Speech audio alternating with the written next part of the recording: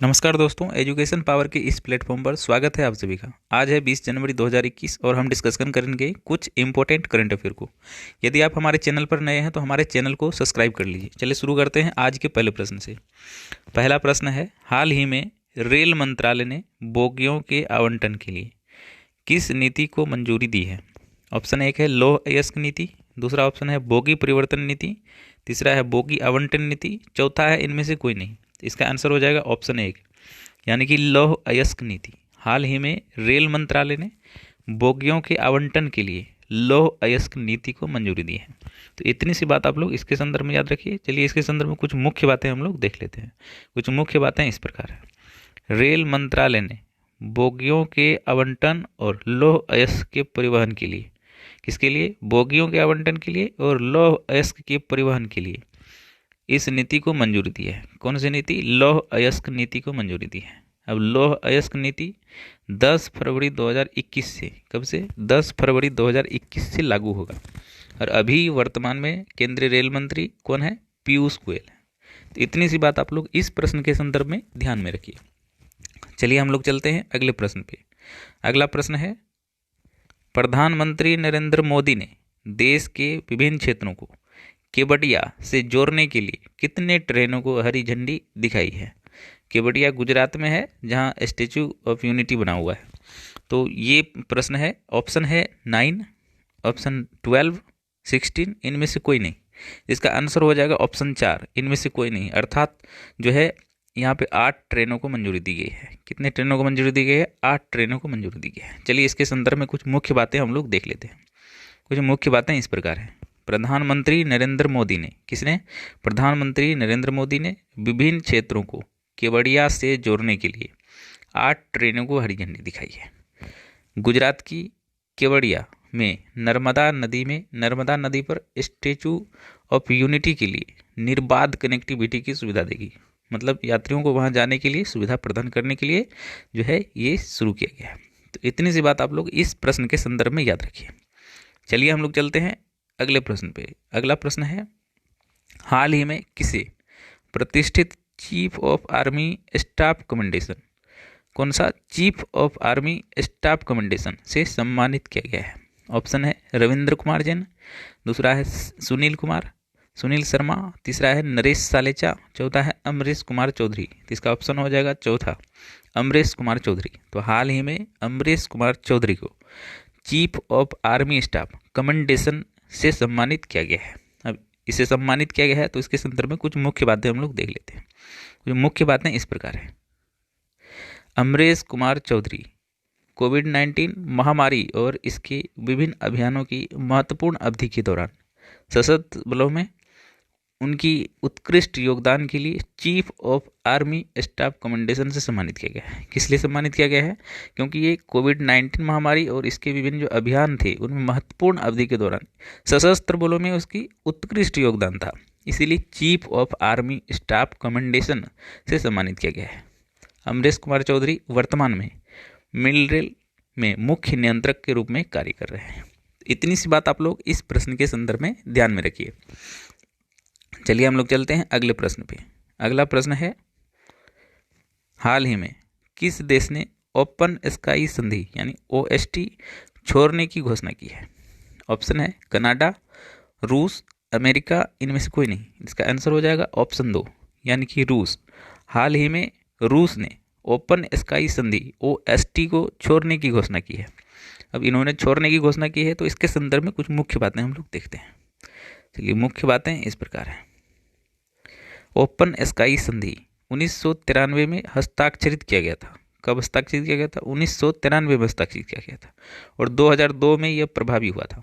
यह एक समझौता है जिसमें 34 देश शामिल है। कितने देश शामिल है? 34 देश शामिल है। और ये आपको जानना जरूरी है कि भारत इस संधि का सदस्य नहीं है। ठीक है, इतनी बात आप लोग इसके संदर्भ में याद रखिए। तो चलिए हम लोग चलते हैं अगले प्रश्न पे। अगला प्रश्न है, हाल ही में उस्ताद गुलाम मुस्तफ़ा खान, किसका? उस्ताद गुलाम मुस्तफ़ा खान साहब का निधन हो गया है। वह किस घराने से संबंधित है? ऑप्शन है पटियाला घराने से, जयपुर अतरौली घराने से, रामपुर सहसवान घराने से, इनमें से कोई नहीं। इसका आंसर हो जाएगा ऑप्शन 2, ये जयपुर अत्रौली घराने से संबंधित है। चलिए इसके संदर्भ में कुछ मुख्य बातें हम लोग देखते हैं। मुख्य बातें हैं इस प्रकार।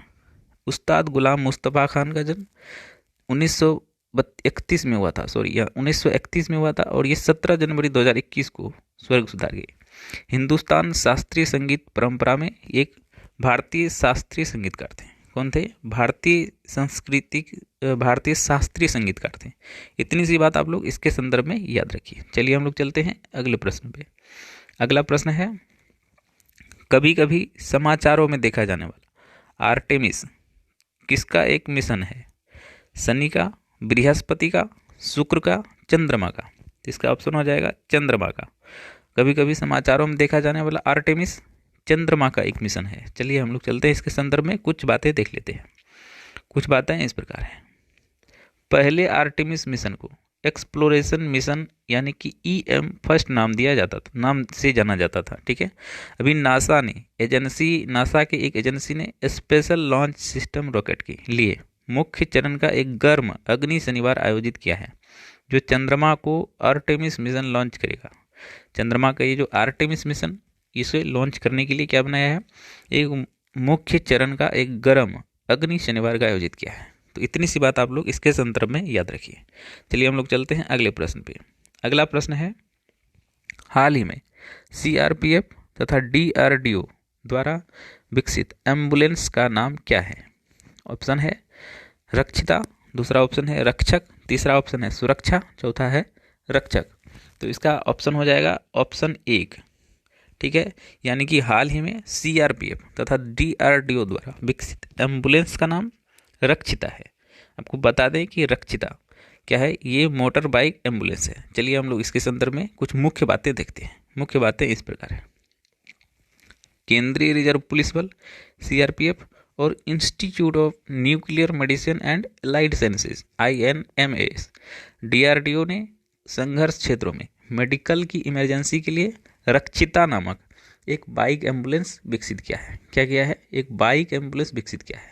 कौन कौन इसमें शामिल है? तो CRPF, INAMS और DRDO इसमें शामिल है, और तीनों ने मिलकर क्या किया है? मेडिकल की इमरजेंसी के लिए रक्षिता नामक बाइक एम्बुलेंस विकसित किया है। DRDO का फुल फॉर्म होता है डिफेंस रिसर्च डेवलपमेंट ऑर्गेनाइजेशन, और इसका हिंदी होता है रक्षा अनुसंधान विकास मंत्रालय। इसकी स्थापना हुई थी 1958 में, और इसके DRDO के चेयरमैन हैं G सतीश रेड्डी। कौन है? G सतीश रेड्डी। वर्तमान में भारत में रक्षा मंत्री राजनाथ सिंह जी। इतने चीज बातों को आपको याद रखनी है इस प्रश्न के संदर्भ में। चलिए हम लोग चलते हैं अगले प्रश्न पे।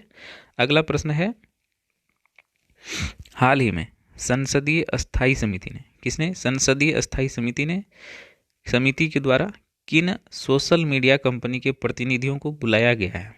ऑप्शन है फेसबुक, ट्विटर, इंस्टाग्राम, और चौथा में है एक और दो, यानी फेसबुक और ट्विटर दोनों। तो इसका आंसर हो जाएगा ऑप्शन 4। यानी कि हाल ही में संसदीय अस्थायी समिति के द्वारा फेसबुक और ट्विटर जो सोशल मीडिया कंपनी है, इसके प्रतिनिधियों को बुलाया गया है। तो इसके संदर्भ में कुछ मुख्य बातें हम लोग देख लेते हैं। कुछ मुख्य बातें इस प्रकार है। संसदीय अस्थायी समिति ने फेसबुक और ट्विटर के प्रतिनिधि को 21 जनवरी को पेश होने के लिए कहा है। सूचना प्रौद्योगिकी के पर अस्थायी समिति के गठन का नियम संविधान में 331C के तहत किया जाता है, और केंद्रीय सूचना प्रौद्योगिकी मंत्री अभी कौन है? रविशंकर प्रसाद। कौन है? रविशंकर प्रसाद। तो इतनी सी बात आपको याद रखनी है। चलिए हम लोग चलते हैं अगले प्रश्न पर।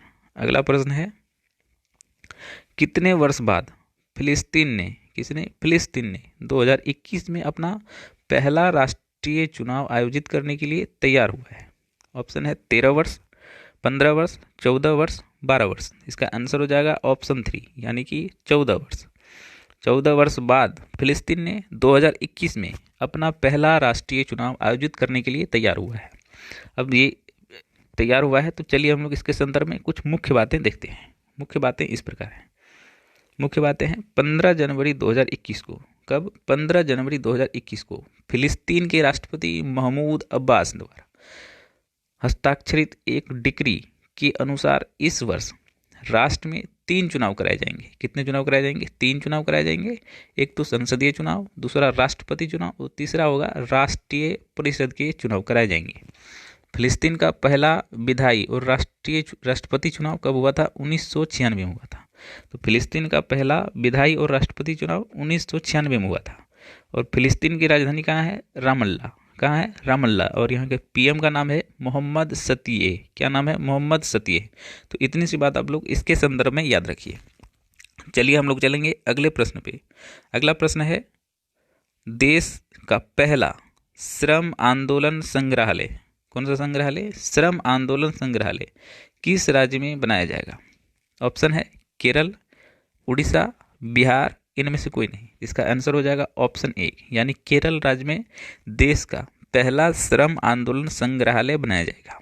इसके संदर्भ में कुछ मुख्य बातें हम लोग देख लेते हैं। चलिए कुछ मुख्य बातें हैं।